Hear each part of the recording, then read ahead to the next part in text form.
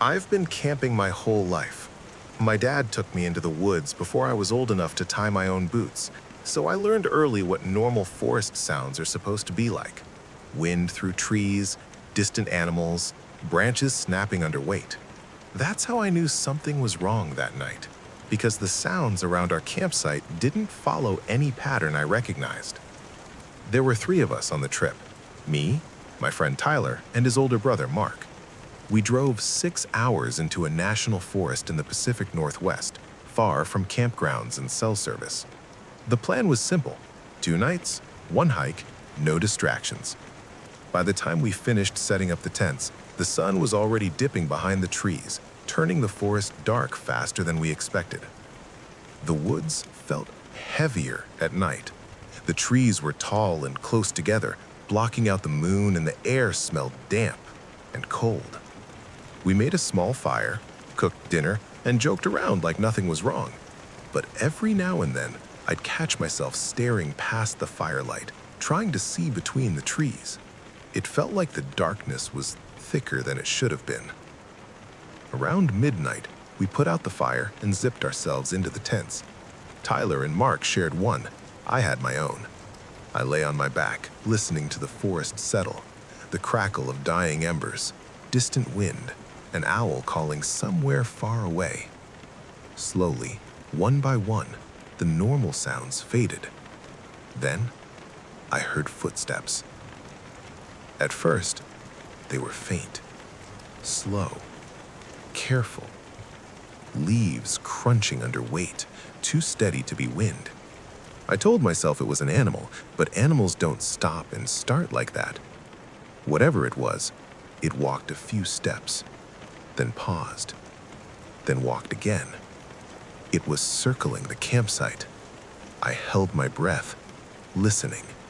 The footsteps moved closer to my tent, stopping just outside the thin fabric. I could hear breathing, not heavy, not panicked, controlled, curious. Whoever or whatever was out there knew exactly where we were. I whispered Tyler's name. No answer. Then I heard the zipper on his tent shift slightly. From the outside. My heart slammed against my ribs. I forced myself to stay still, barely breathing. The footsteps moved again, this time toward their tent, then past it, continuing the slow circle. No flashlight, no voice, no warning.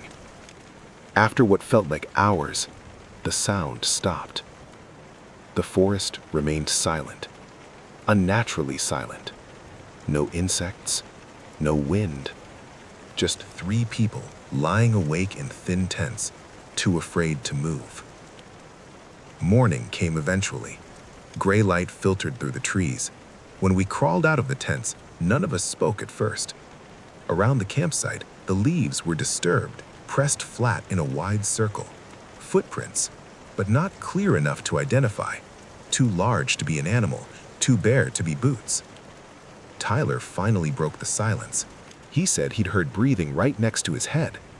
Mark admitted he'd been holding his knife all night, convinced something would cut through the tent. We packed up, without breakfast, and left. I still camp, but I never sleep deep in the forest anymore. And when I hear slow footsteps outside my tent, measured, deliberate, I don't wait to see what's making them. Because some things don't hunt. They observe.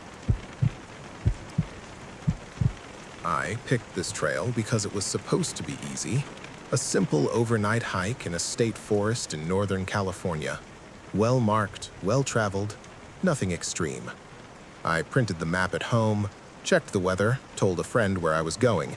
I wasn't reckless. That's important to understand, because what happened can't be explained as a mistake.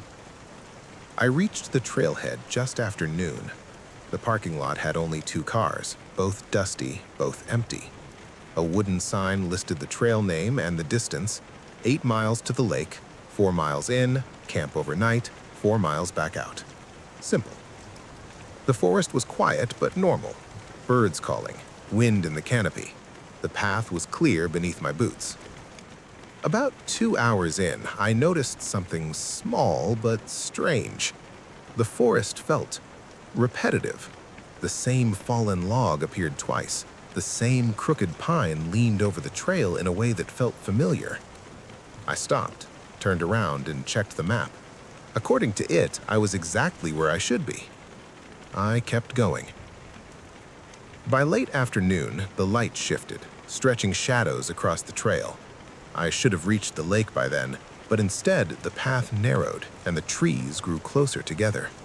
The air felt heavier, like the forest was pressing in. When I checked my phone, the compass spun wildly, never settling. That's when I saw the sign. It was old, wooden, half-rotted, nailed to a tree just off the trail. No official markings, no trail number, just 3 words carved deep into the wood. "You are late." I laughed at first, nervous laughter, someone's idea of a joke. But the map didn't show any junctions here. And when I turned around, the trail behind me looked different, narrower, less worn, like it hadn't been walked in a long time. I camped early that night, too uneasy to keep moving. As darkness fell, the forest changed. The usual nighttime sounds never started. No insects, no owls, nothing. Just the soft shifting of trees, as if they were adjusting themselves. Sometime after midnight, I woke to light. Not moonlight, firelight. I sat up and saw it flickering between the trees, far off, steady and controlled. A campfire. I felt relief flood through me. Other people meant safety, answers. I grabbed my flashlight and walked toward it, calling out. No response. The fire sat in a small clearing, perfectly built, burning strong, but no one was there. No gear, no sleeping bags, just the fire. I noticed footprints around it, pressed deep into the dirt, circling the flames again and again, like someone had been pacing for hours. I backed away. When I returned to my campsite, my tent was gone. Not collapsed, not torn. Gone. So was my backpack. In its place, neatly stacked, were my boots, my jacket, and the printed map. I picked the map up with shaking hands.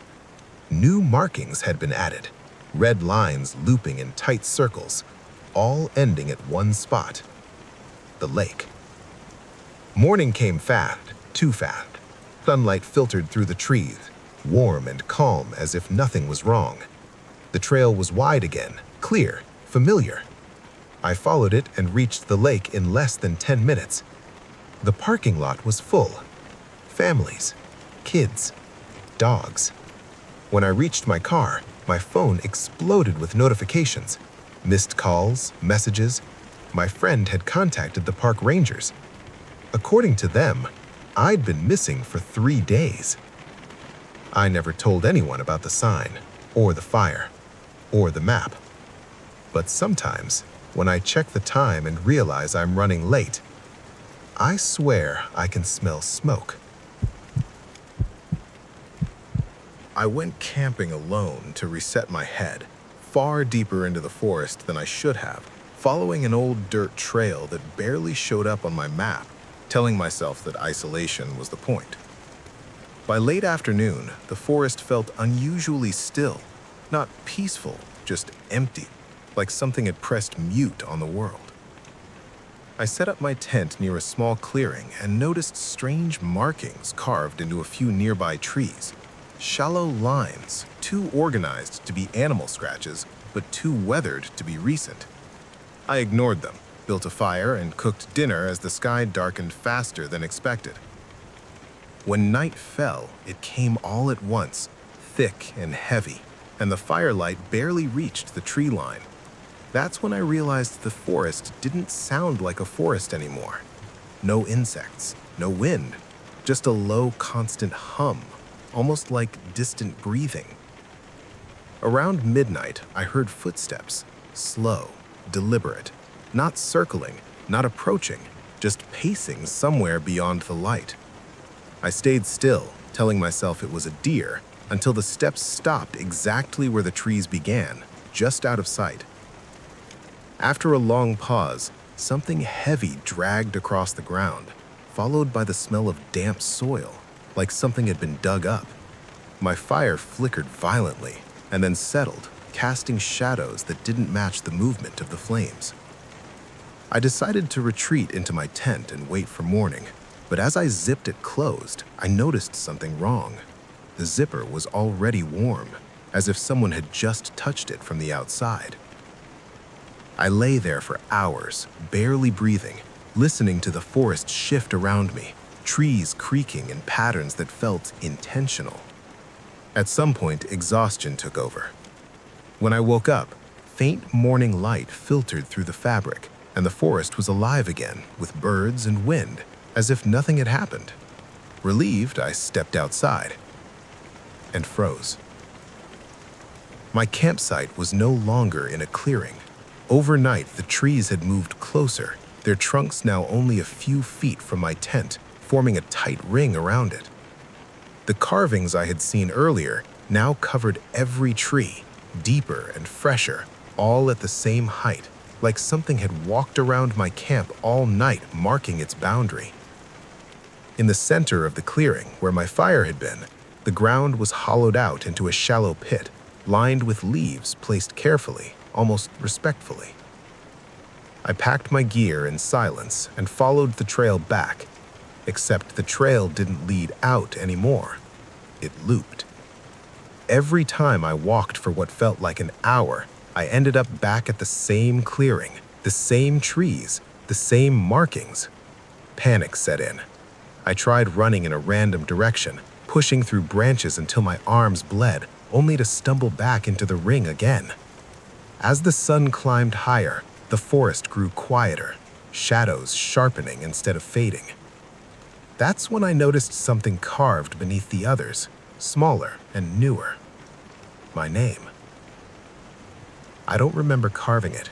I don't remember telling anyone where I was going. I don't remember leaving the forest. I only remember waking up days later in a hospital, dehydrated, covered in dirt, found wandering on a highway miles away.